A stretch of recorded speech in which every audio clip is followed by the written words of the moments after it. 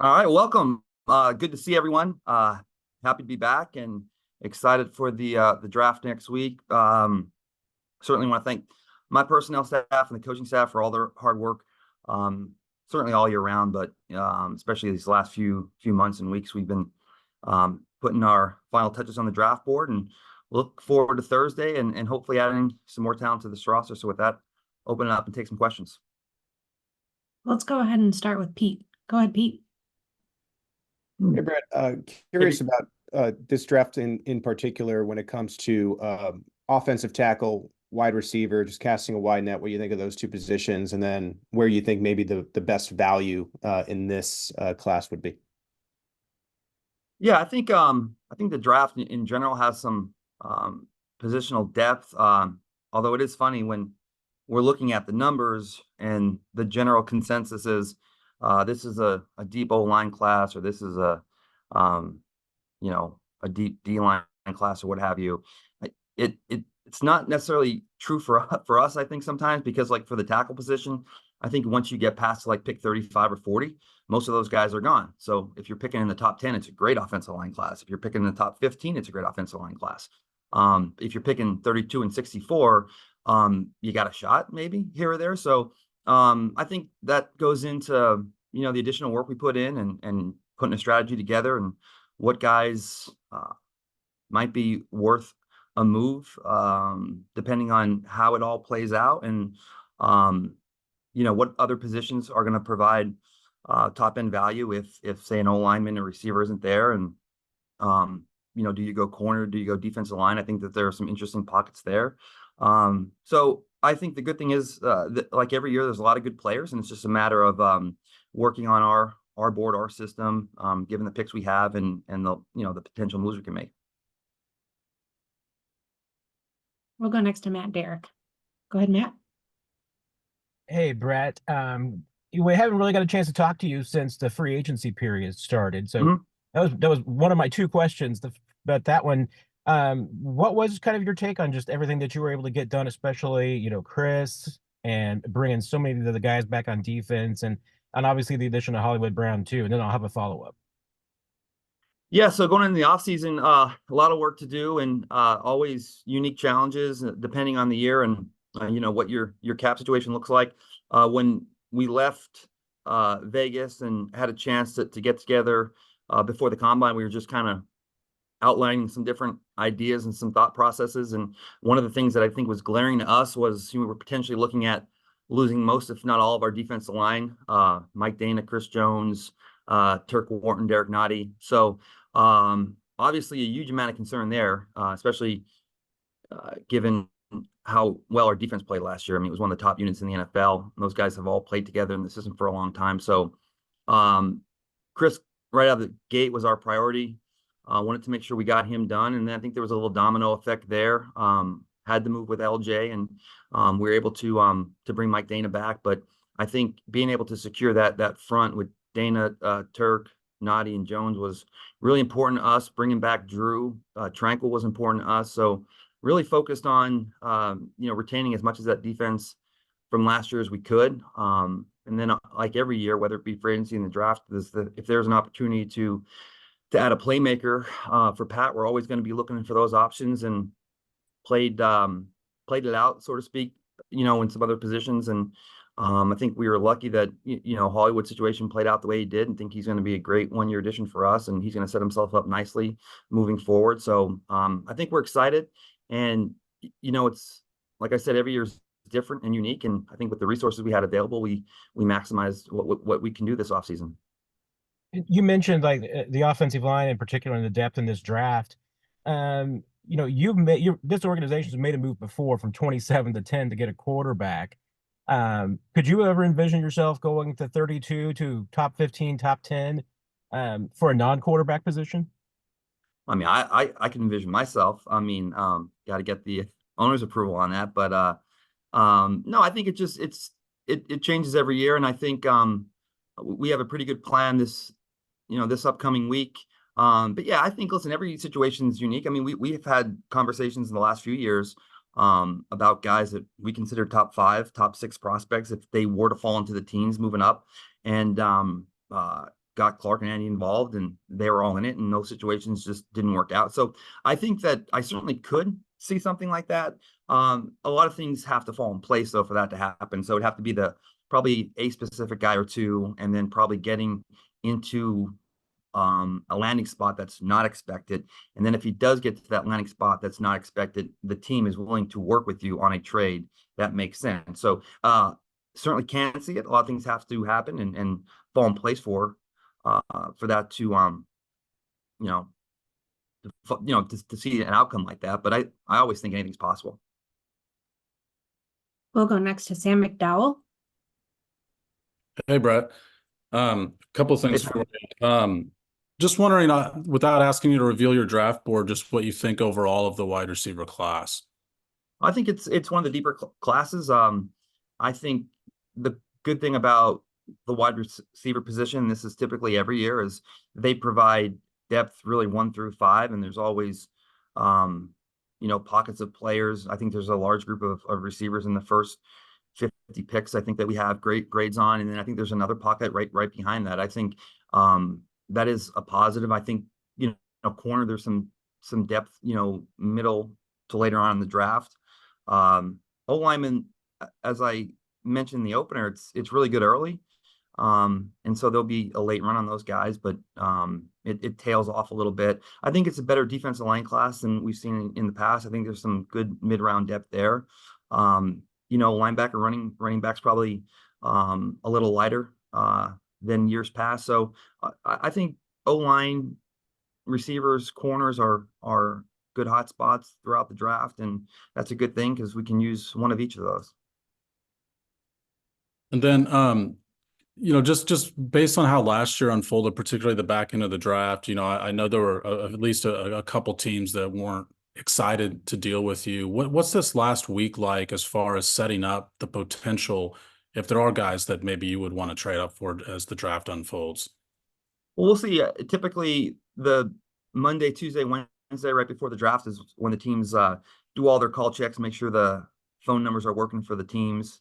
So we'll get an email list of draft day phone numbers. So we typically do a run through and check with all the teams, and once we do that, it usually kind of spins into just some casual dialogue, hypothetically, and if you were looking to move up or move back, those type of scenarios. So I think we'll do a good job of getting out in front of this and talking to some teams and seeing where their mind is in regards to value of or their boards, or what what boards they're working on. A large part of this is just making sure we're all on the same page in regards to what draft boards you're working from, because as you know, Sam, there's tons of boards. Each team has their own boards, and in a combination of other teams' boards with historical boards they use. So we typically reach out to those teams early in the week, make sure the phones are working, and exchange some ideas, and usually just make sure we're all on the same page in regards to what boards we're working off of.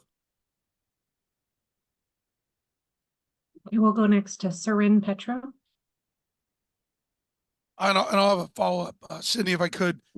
Brett, in light of what's going on with Rashee Rice, does that make you have to, put some guys like a Tavondre Sweat, who got a DWI in the last week or so? Do you have to push those guys off your board more now because of what you're dealing with currently? Yeah, we spend a great deal of time on all these players, and I think we have to look at each individual case independently and just work through it. And I think maybe subconsciously, maybe it factors a little, but I think that when we stick to our process and trust the guys that we have around us, we have a great coaching staff, we have a great personnel staff, we have a great security team. So we really lean on those guys. And, at the end of the day, I trust the people around me, and, they spend a lot of time working on the player and his ability to come in here and be a good person, be a good teammate. And so I think, we try to stick to, what we've done in the past. And there'll always be some things that factor into ultimately what we decide to do with a guy. But I think sticking to our process, and we've done this now for, a little bit here, and it over the long run, it's provided us a good blueprint to work off of. And then kind of a follow up to what Sam had. Since you won the championship, do you find yourself like there aren't as many trade partners? Teams actively don't want to deal with you because they're afraid that they'll be helping the champ? I think yes and no. I think that if a team if it can benefit them, I think they're always going to pick up the phone and call and be willing to work. I don't think a team is going to diminish their ability to do something they really want to do just because it's the Chiefs. I do think though that the ability to deal with certain teams, I mean, it's always been understood that if you're going to deal with a team in your division, there's a little bit more of a premium. But I think just some of the AFC teams in general that are consistent playoff performers. I mean, the Buffaloes and the Cincinnati's and the Baltimores. I mean, it's probably a little bit harder to deal with those teams. And even if they do pick up the phone, I think some of their asking prices are a tick higher. So I think we get hit with a little bit more interest. But I think that there's always a way to make a deal. But I think certain teams will probably up the price up a little bit.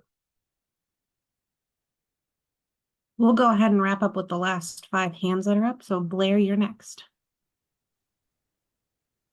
Hey, Brett, I think you just touched on this a second ago, and I think we ask you this every year, but the value of the visit, whether it's at the combine or a pro day or whatever, what kind of information do you glean from that, and how helpful can it be? Oh, it's extremely helpful. And I mean, when the guys come in here for the visit, I mean, they're here all day. I mean, they'll start in the training room. They'll go through another comprehensive MRI and meeting with Rick. And then from there, I mean, they get a chance to visit with all of our coaches. And at the combine, we do have a chance to spend some time with these kids, but I mean, it's maxed out at like 15 to 17 minutes.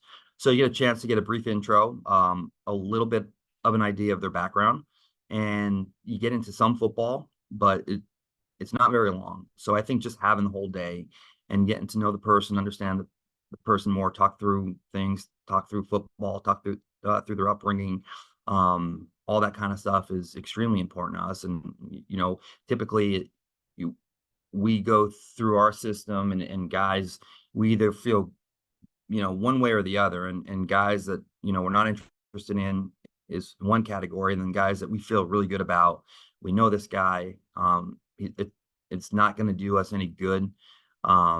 We don't deal with those guys. But then you have a handful of guys that you don't, when you're at the combine, you felt like that 15 minutes just wasn't enough and you wanted some more information. And then there's another series of guys you bring in that didn't get invited to the combine. So you kind of like them to some degree, but you have no medical on them whatsoever. So those guys have to come in because there's just no medical on them. So it's a combination of different combinations of reasons of why we bring guys in, but they're super beneficial for us. Let's go next to Jesse. Hey, Sid, I'll have a follow-up too. Hey, Brett, I just wanted, with Rashee's kind of unknown status right now, how, if at all, does that change or affect your guys' draft and who you might take? Yeah, I don't know if it does, just because I think we have a lot of needs. And I think it's one of those things that, you go into every draft. I mean, you can look at our roster, and I think short of quarterback, maybe linebacker. But I think that there's needs on the offensive line for sure. I mean, guard center depth, competition at left tackle, receiver, there's a need. Cornerback, we just lost Snead. We do have some good young guys. We do have Najee Johnson coming back. But the corners are hard to find. We could probably throw safety in there too, because I think we really like Shamari Connor and Cook and Reed. So, look, I think that it's one of those scenarios where I think there's a lot of positions that would make sense for us. And again, you start at the O-line, D-line, and receiver position. But it's a long season, and depth is super important to us. And also, guys' contracts do run out, and I think anytime you get a player that you think can come in here and challenge for a starting position right away, I think you go in that direction.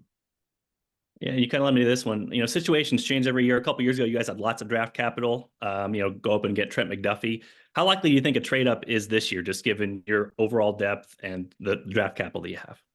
Yeah, it's just kind of weighing the options, and on one end, there's probably I think there's 16, 18 guys this year that we have as first round grades.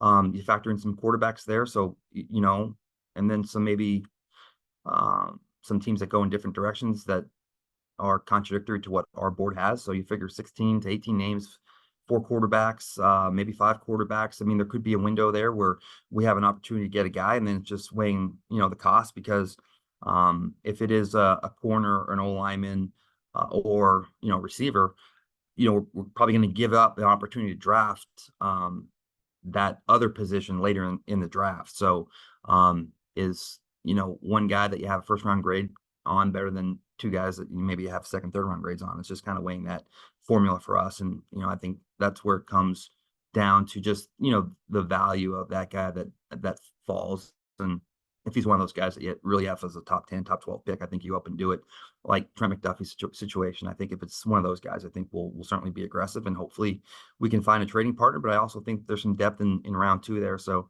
I do think there's opportunities to add players that come in and push for starting positions in rounds 2 and 3 as well. Let's go next to Nick Jacobs. And Sydney, I'll have a quick follow-up.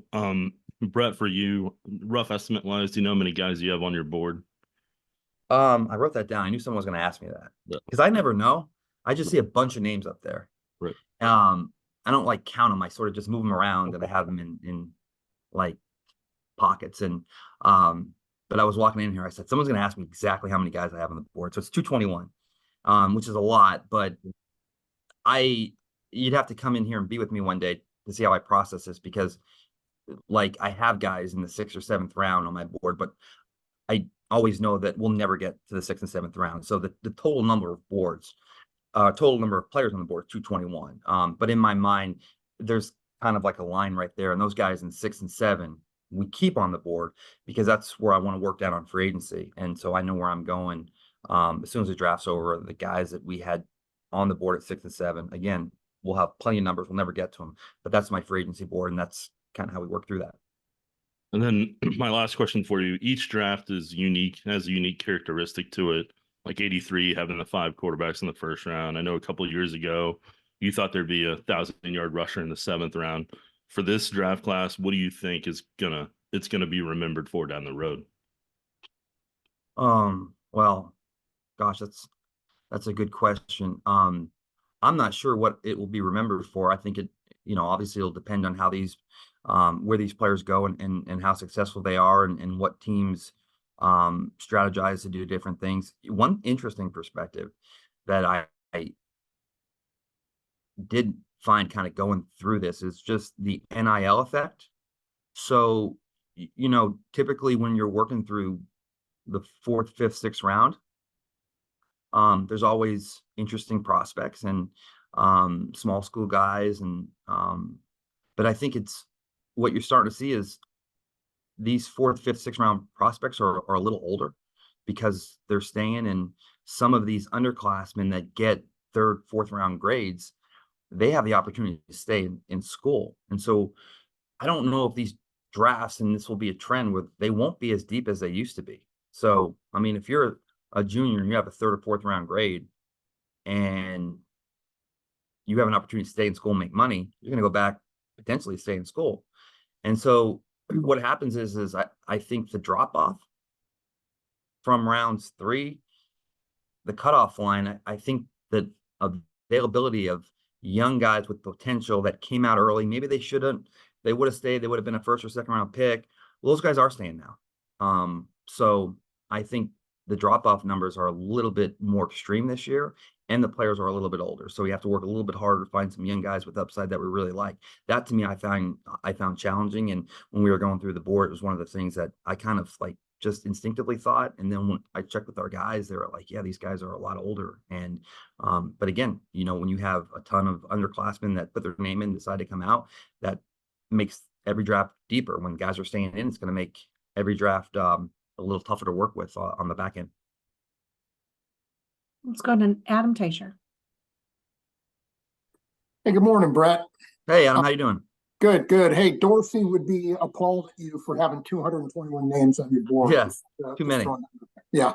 Well, we don't use them all. We just have them up there just for our free agency. All right. I just wanted to get your expectations on a couple of guys for this upcoming season. Sky Moore and Kadarius Toney. What are your expectations for those guys for this year? And Sid, I'll have a second question as well. Yeah, I mean, look, we obviously hoping both continue to improve, progress, and are able to be consistent playmakers for us. And I know Kadarius has obviously had a long history of injury issues, but I mean, he is probably our most talented wideout. Now again, it doesn't do anyone any good unless you stay healthy. But I mean, the kid has always worked hard here for us, and I know he's been down there with Pat, and I think it's just a matter of him staying healthy. And I think if he can do that, he can really do a lot of great things in this offense. And that's one of the things that there's a lot of speculation about KT, but I don't think that we ever stop believing in him. And I think people around the building like him, and it's the injury bug, and hopefully he gets some luck on his side and he can stay healthy and be the player that he was in Florida and the player that we've seen in spurts here. So just hoping he has a good offseason and has a little luck on his side and can stay healthy. And with Sky's always been, mentally tough kid. And,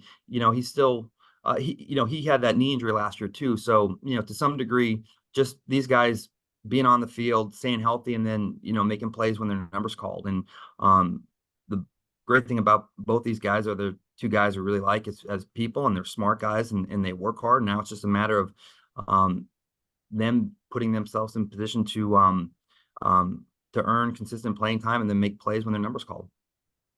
Okay. And a similar question on Wanya Morris, just what you thought of him when he had to go in and play last year for those 4 or 5 games, and what is his readiness maybe to be an every down starting left tackle if that's what you need him to be this year? Yeah, I mean, that's a good question. So I think we were really happy with Wanya's development last year, and I think he showed some signs early on in the OTAs that we were really excited about. Continue that growth and maturation process during the training camp. And then middle of the season there, he got an opportunity, some good, some bad. I think Wanya would tell you this. I think if you look at his body of work last year, I think on one end, you're happy that he was able to come in at the pro level and be competitive. It wasn't perfect, but it also was solid play that I think is a good foundation to build and grow on. But he has to come in here with the mindset that, we're going to look to bring in competition, and, he's got to come in here and win that position. And I think it's his job to come in and be prepared to win that position. And I think it's our job to go out there and find competition, for that left tackle spot. So, I think that there's a lot of promise in there and there's a lot of ability. But certainly I think, it's our job to bring in some competition there and make him earn that and work for that. And we'll go last to Nate Taylor. Brett, on the left tackle situation, how much do you prefer, or I guess as the organization, how much do you all prefer position flexibility, having a left tackle who could potentially play right tackle if necessary? And given it's a premium position, I guess how important is it to sort of find that next guy that can obviously play that position for multiple years, given you had left tackles of different guys over the last couple of years? Yeah, we put a lot of stock in flexibility. As you mentioned, Nate, you even saw that last game of the year when we played the O-line. Coach had those guys playing different positions. Creed played guard, and the tackles swap positions and stuff like that. So yeah, I mean, that just it kind of illustrates exactly what we think of positional flex. And in-game situations, you never know if it's going to be a right guard, a left guard, a center, a right or left tackle that goes down. So position flexibility does heavily weigh into it. There's a lot of guys or a lot of O-line coaches would tell you if you can play tackle, you can potentially play any position across the board. So I think that's why tackle is so premium. You have to protect the quarterback's edge and the blind side, but also typically those tackles are athletic enough to slide inside and sometimes even play center. We saw that with Mitch Morse a few years ago. He was a tackle in college, and he ended up being a really good center. So position flexibility is super important to us. And yeah, and it is a quarterback league, and you got to protect them and you got to get after them. And those tackle positions are always going to be important because they protect the most important player in your team. So if we get an opportunity to get one of those guys, for sure. I mean, it's always on your mind, just like DN and DT. So again, hopefully the numbers work out, and hopefully there's a window of opportunity for us. But I do think there's some really good players in rounds 2 and 3. So just need a little patience and a little luck, I guess. Thanks, everybody. Thanks, Veach. Yeah, you That's bet. all good. Thanks, guys.